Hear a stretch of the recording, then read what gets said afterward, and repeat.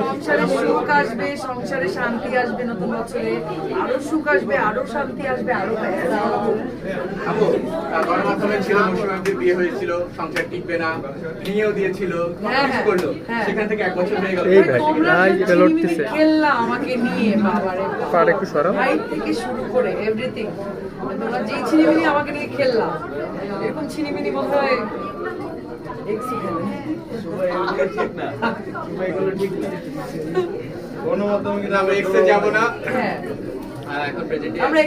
আমরা এখন প্রেজেন্টে আছি।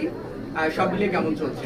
সব মিলিয়ে খুবই ভালো চলছে। অ্যানিভার্সারি বারবার বলতেছি, অ্যানিভার্সারি খুবই ভালো গেছে, ডিফারেন্ট অ্যানিভার্সারি গেছে। আমরা আসলে অ্যানিভার্সারি বলতে আমরা টিপিক্যালি ওইভাবে কোনো কিছু পালন করি। কেক বোধহয় কাটি, একটা ছোট্ট একটা কেক আমার কাজিন ছিল আমার বাসায়, ও দেখলাম হুট করে নিয়ে যে কিনে নিয়ে আসলো এবং বললাম কেক।